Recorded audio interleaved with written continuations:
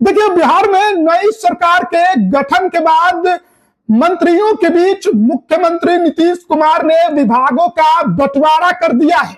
और आपको बताएं कि जहां सम्राट चौधरी को गृह मंत्रालय मिला, तो वहीं रामकृपाल यादव, जो कि दानापुर में रीतलाल यादव को हराकर पहली बार विधायक बने हैं, पहली बार विधानसभा पहुंचे हैं, उनको कृषि विभाग की जिम्मेदारी नीतीश कुमार ने अपनी नई कैबिनेट में सौंपी है। यानी रामकृपाल यादव बिहार के कृषि मंत्री बनाए गए हैं।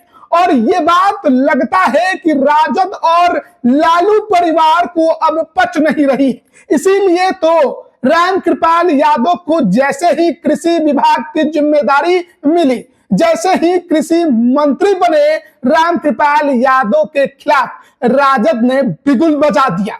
आपको हम बता रहे हैं कि किस तरीके से सम्राट चौधरी और रामकृपाल यादव को राजद ने अब अपने निशाने पर ले लिया है। एक को गृह मंत्री तो दूसरे को कृषि मंत्रालय मिला है। और लालू परिवार अब खुलकर इनके खिलाफ मैदान में उतरने की तैयारी कर रहा है, क्योंकि दोनों का नाता एक समय राष्ट्रीय जनता दल से ही था। देखिए, इस बार का जो विधानसभा का चुनाव हुआ, उसमें महागठबंधन का सुपड़ा साफ हो गया। एनडीए को प्रचंड जीत मिली। और सबसे बड़ी बात यह है कि दानापुर में रामकृपाल यादव को हराने के लिए पूरा लालू कुनबा मैदान में उतर गया था। पूरा लालू परिवार रीतलाल यादव को जिताने के लिए वहां पर सड़क पर रोड शो करता दिखाई दिया। रामकृपाल यादव चुनाव ना जीते, विधानसभा का मुंह ना देख पाए, इसके लिए पूरा तिकड़म राष्ट्रीय जनता दल और लालू परिवार ने किया। खुद अस्वस्थ लालू यादव रोड शो करने के लिए पहुंचे। मीसा भारती पूरा दिन रात वहां मेहनत करते रही, लेकिन फिर भी एक बड़े अंतर से रामकृपाल यादव ने दानापुर की बाजी मार ली, दानापुर का रण जीत लिया। रीतलाल यादव लालू यादव के जो सबसे खासम खास बन गए थे, जिनको जिताने के लिए पूरा परिवार उतर गया था, उनको शिकस्त दे दी और पहली बार विधानसभा पहुंचे, पहली बार विधायक बने। और उसके बाद नीतीश कैबिनेट में कृषि मंत्री बन गए। और देखिए, अब उनके मंत्री बनने के बाद राजद ने क्या कुछ लिखा है। राजद ने अपने सोशल मीडिया हैंडल पर नए नवेले कृषि मंत्री और नए नवेले गृह मंत्री को टारगेट किया है।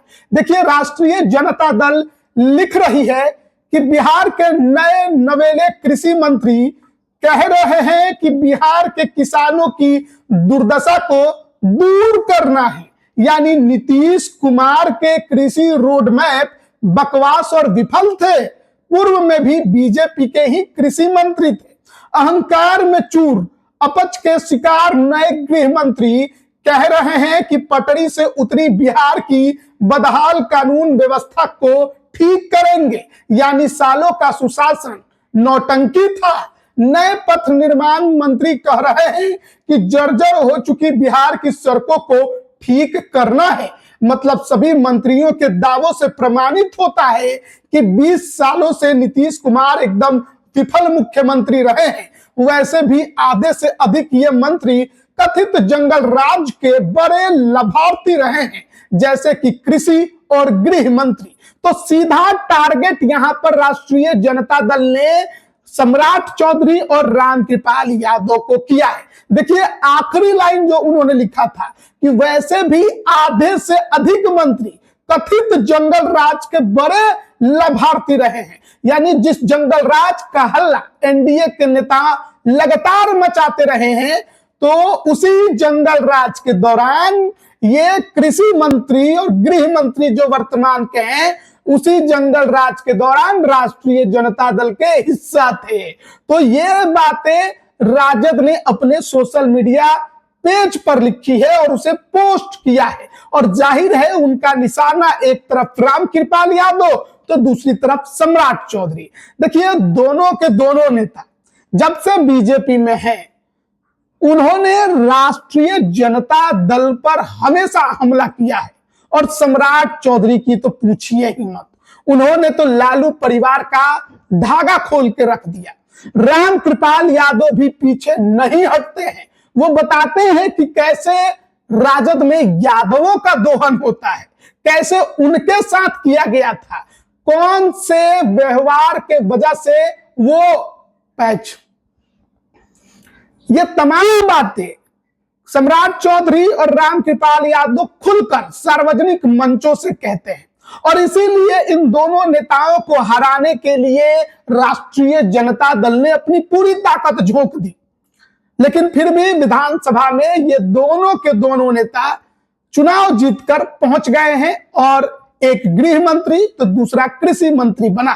देखिए, रामकृपाल यादव का जो राजनीति रहा, राज्यसभा के भी सदस्य रहे, एमएलसी भी रहे, लोकसभा के भी सदस्य रहे। जाहिर है उनका एक जो राजनीति का वक्त था वो राष्ट्रीय जनता दल के साथ ही गुजरा, लेकिन जब मतभेद हुए तो छोड़कर बीजेपी में आए, केंद्र में मंत्री बने, 2 बार लगातार पाटलिपुत्र से सांसद, तीसरी बार पिछले साल मीसा भारती से हार गए। लेकिन हारने के बाद भी अब इस राजनीतिक परिस्थिति में उनका सौभाग्य ही है कि जिस सदन का उन्होंने कभी मुंह नहीं देखा था, विधानसभा, अब वहां भी पहुंच गए और वहां भी इस बार नई कैबिनेट में उनको कृषि विभाग की जिम्मेदारी नीतीश कुमार और बीजेपी के शीर्ष नेतृत्व ने दी है। अब जाहिर है कि जब मंत्री बनेंगे तो जनता के बीच एक मैसेज देने की कोशिश करेंगे। रामकृपाल यादव ने भी वही मैसेज देने की कोशिश की कि जो भी किसान बदहाल है उनकी बदहाल परिस्थिति को ठीक किया जाएगा। सम्राट चौधरी भी यही बात उन्होंने भी कही कि जहां भी कानून का राज में किसी प्रकार की कोई खटपट होगी तो वहां पर कानून का राज ठीक किया जाएगा, अपराधियों की खैर नहीं होगी। ये तमाम बातें इन दोनों के द्वारा कही गई और इसी को मुद्दा बनाने की कोशिश राजद ने की है कि क्या बीते 20 सालों में नीतीश कुमार के शासन में किसानों की बदहाल स्थिति ठीक नहीं हुई, क्या कानून व्यवस्था ठीक नहीं हुई, जिसे अब ठीक करने की बात की जा रही है। देखिए, जाहिर है राजद को न रामकृपाल यादव पचते हैं न सम्राट चौधरी पचते हैं और दोनों के दोनों नेता राजद पर हमेशा निशाना साधे हुए रहते हैं और उसका उन्हें लाभ भी मिलता है, बड़े पद और ओहदों से उन्हें सम्मानित किया जाता है। अब बीते 20 सालों की बात करें तो गृह मंत्री के तौर पर सम्राट चौधरी एक स्वतंत्र रूप से निखर कर सामने आए हैं और नीतीश कुमार ने बड़ी जिम्मेदारी दे दी है। कृषि मंत्री रामकृपाल यादव बन गए हैं और शायद ये बड़ी वजह है कि जिन दोनों नेताओं को हराने के लिए राजद ने पूरी ताकत झोंक दी, लालू परिवार ने पूरी ताकत झोंक दी, वो चुनाव भी जीत गए और इस नई कैबिनेट में उनको बड़ा ओहदा भी मिल गया। और शायद यही वजह है कि सार्वजनिक रूप से सोशल मीडिया पर राजद को इन दोनों नेताओं को टारगेट करना पड़ रहा है। खैर, अभी देखिए, रिजल्ट आने के बाद से तो तेजस्वी यादव किसी के सामने आए नहीं हैं।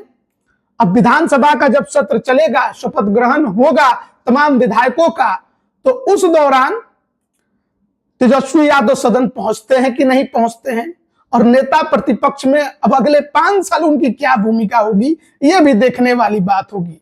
क्या वही जोश, वही जज्बा फिर दिखाई देगा या फिर जो अब तक गायब हैं वो सदन में भी बूझे बूझे ही नजर आएंगे। खैर, बने रहिएगा, तमाम अपडेट हम आप तक पहुंचाते रहेंगे। आप सभी का बहुत बहुत धन्यवाद।